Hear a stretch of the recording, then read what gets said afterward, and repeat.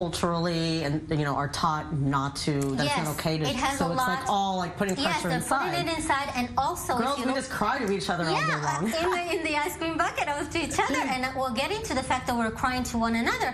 But if dealing with cardiovascular disease, you have to keep in mind that erectile dysfunction has to do with that as well, and then they enter into a vicious cycle where they have sexual erectile dysfunction, and then they don't date, and then they don't date, they don't have, they don't treat that. So it's really a vicious cycle. Which is why they don't pop out of it sooner, which is, it's like more like the end, the physiological results. Absolutely. And also women initiate more breakups and divorces, I saw in the study. Absolutely, that is very true. Women are responsible for 70% of the divorces.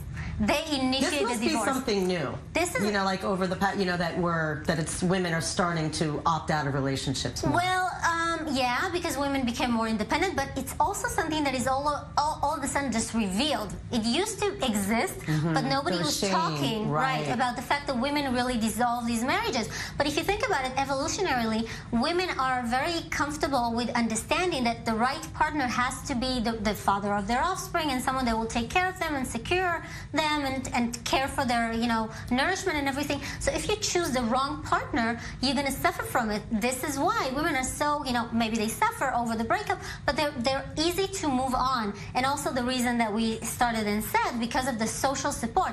I want to say that for men, 66% of the social support is invested in their spouse. Versus women, it's only 39%. So women have social support that is friends and family and other varieties of things that are very imperative. And men are stuck with no one to talk to. Yes, absolutely, absolutely. Another thing that, and loneliness, it's a high risk. Here again, 82% of men that were separated suffer from, again, cardiovascular disease. Wow, it's amazing. But it also explains why men rebound so quickly. Yeah, well, to a point. To a point. It doesn't mean it fills the void. But, Absolutely. Men, you always hear even spiritually, men can't be alone and women Very can. true, and they benefit much more from this arrangement. Right. Thank you so much. It's Good my study. pleasure. All right, meanwhile, Celine Dion taking a page from Serena Williams' book, The Clean-Cut Music Star Posed Naked for Vogue magazine. It's an Instagram picture. As you can see, it shows her nude in a white chair. And as for clothes, Celine says she changes looks between shows, wearing haute couture for her performances in Vegas and on her current European mini tour. She says, the clothes follow me. I do not follow the clothes. Very risque for Celine.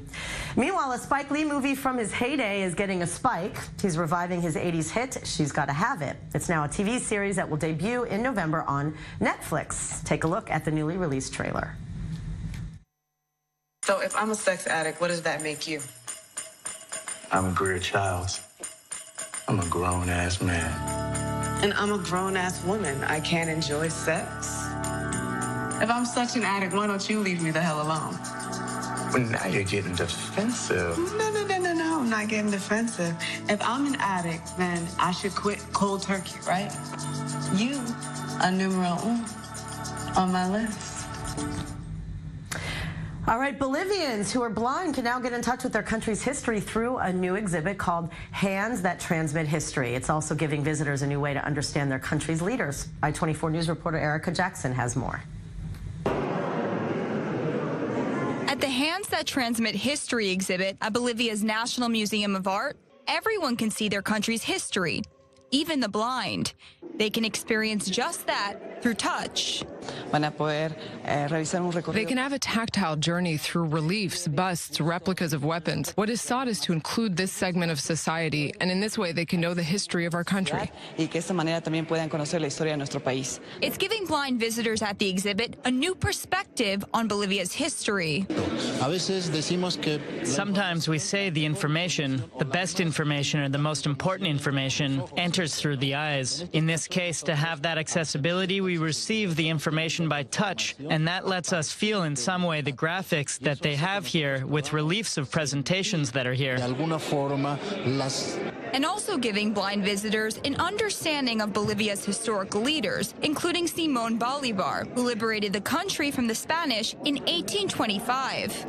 To now touch the face of the liberator, Simón Bolívar, I have an idea of how he was. If he had a long face, or if he was skinny, had a beard, or didn't have a beard. So I have a complete image of the liberator, Simón Bolívar. It's a unique exhibition, one that gives even the blind a new way to understand their country's history. What a nice story. Meanwhile, the Eiffel Tower lit up by a highly anticipated fashion show from an iconic designer. Karl Lagerfeld presented a haute couture collection for Chanel at the foot of Paris's most famous landmark. Wow, what a scene, huh?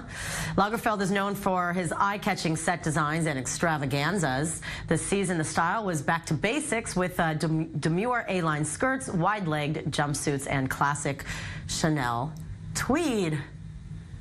Very cool. I could just watch that all day. And coming up, how music from India is adding spice to Israel's music scene, and Lady Gaga coming to the defense of embattled singer Ed Sheeran, and using a famous volcano to test flights to the moon. We'll be right back.